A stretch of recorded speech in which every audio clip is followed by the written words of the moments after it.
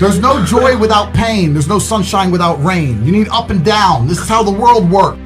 As a man, you must build yourself. And I agree that society puts huge pressure on men, and it's time for men to perform.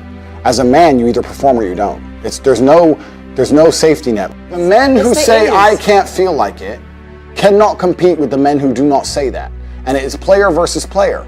The man who goes to the gym every single day, regardless of how he feels, will always beat the man who goes to the gym when he feels like going to the gym.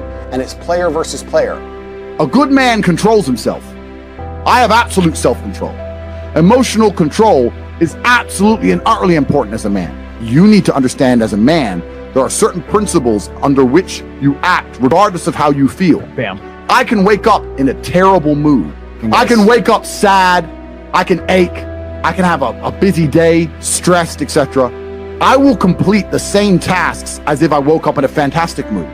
I'll do the same things because how I feel has no bearing on the things I'm going to do with my day because I have duty to myself. There is no light without dark. You will not appreciate your six-pack unless you didn't have one and you had to earn it.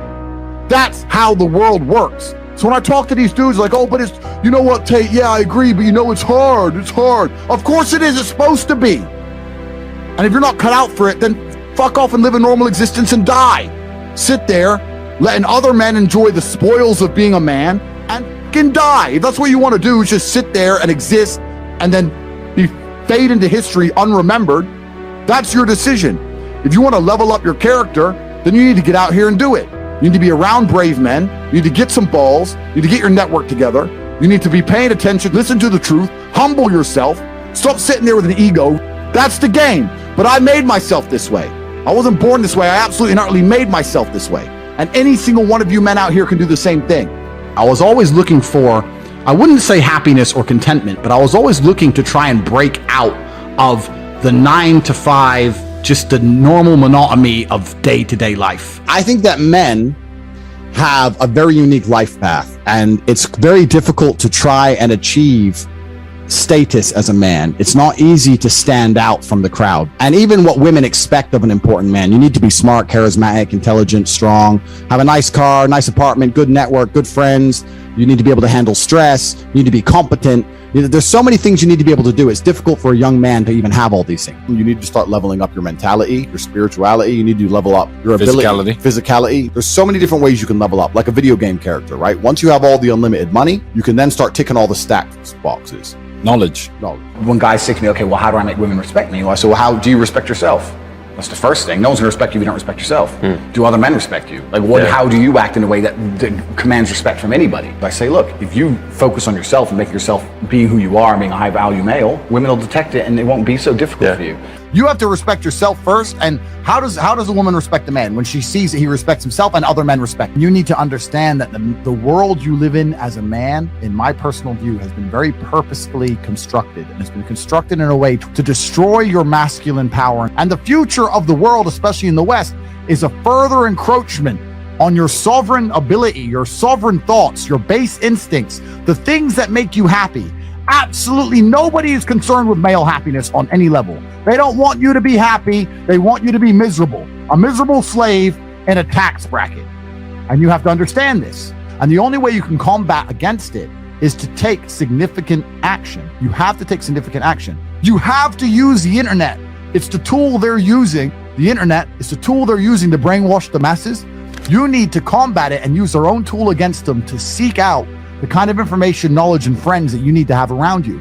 You are going to be the sum of the 5 people you spend the most time with.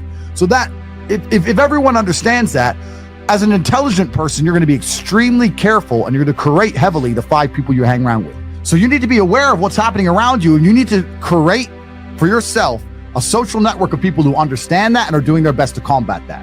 That is the most basic imperative of the masculine frame, which has been destroyed in real time. They are trying to convince you that you should act how you feel. You should show more of your feelings. If you feel this way, you should show it. If you want to cry, cry. Look, I have no problem with guys crying. What I'm saying is the reason they're trying to bring out emotionality in you is most of the time you don't feel like doing the things you're supposed to do.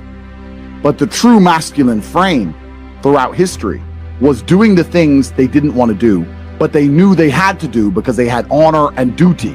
When you remove self-control from men, not only do you get emasculated weak men, but what you also get is very dangerous men.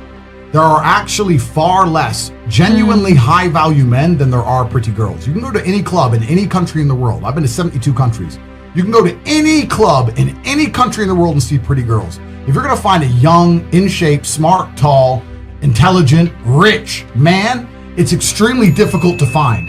And that man has options. He has more options than a beautiful girl. And I'll tell you something. There's always been a large proportion of men in the world who made the choice to stay where they are. And life for them wasn't that bad. But as we reach the future and as time goes on, you're gonna notice now that the people who don't chase having a masculine network, if they're not gonna be excellent upon themselves and they're not gonna be plugged into a serious circle of achievers, their life's gonna become terrible. You could just be a normal dude and your life really wasn't that bad. But now we live in a situation where you just can't just be a normal dude anymore. Being a normal dude is no longer an option. So as a man, you have to be doing something to try and improve your status. There's lots of different ways to do it, right?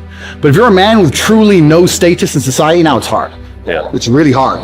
So you have to understand that as a man, you got to gear your life in a certain way. One of the easiest ways to get status is who you know, right? A lot of it's networking, and if you know the right people, you can get some status at least off them to some degree. Every single man on earth with enough work can become one. That's the counter side, right? So there is hope at the end of the tunnel, but you gotta get up and do it. You know what I truly think a high value man is? Okay, it's a few things, right? So there's the obvious evolutionary triggers. The easiest way to be a high value man is a man who's capable of violence. If you look at it from a biological trigger, it doesn't matter if he's got muscles or he's big or he's tall, whatever. Women understand from a biological perspective, they like a man who can fight. Yeah. It doesn't matter if your man had money, a Ferrari, everything, but if you knew for a fact, if any dude stepped to him, he'd get sparked, you wouldn't want him. Right, so that's the first thing.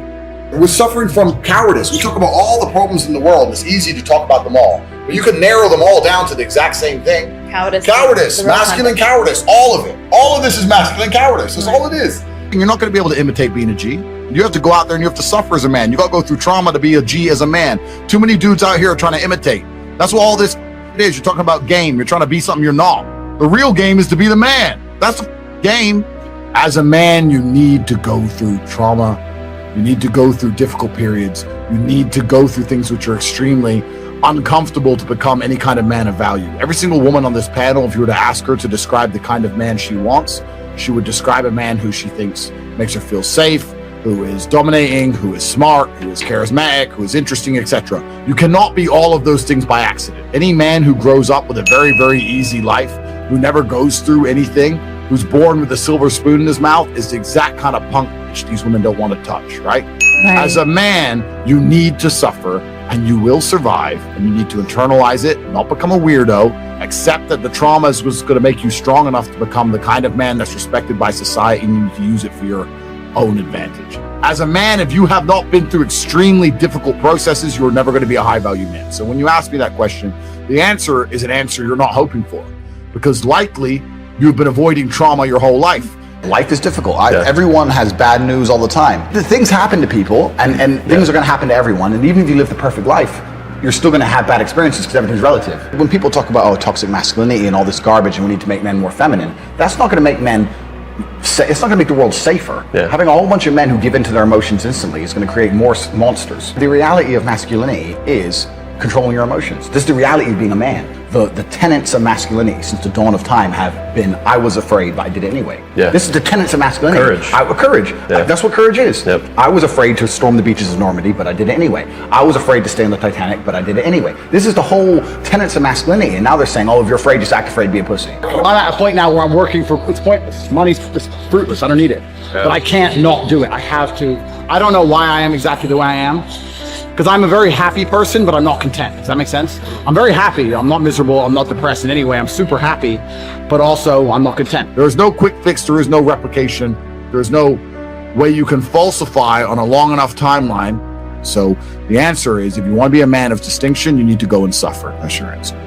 One of the only things in this world you can control is your state of mind. You can't control the weather. You can't control other people. You can't even control your health. One of the very few things in the world you have genuine control over is your state of mind. You decide if you're a disciplined person. You decide if you're a happy person. You decide if you're a depressed person. These are things that in real time you can affect in your brain. This is all you can control on Earth. If you can't control that, then you're just a feather in the wind. And life's gonna blow you around and you might land somewhere good, you might land in don't. Nobody knows. I was a 4-time kickboxing world champion. For 12 years, I trained 5 hours a day, 6 days a week. And I was motivated to train probably about 25% of the time. The rest of the time I went because I am disciplined.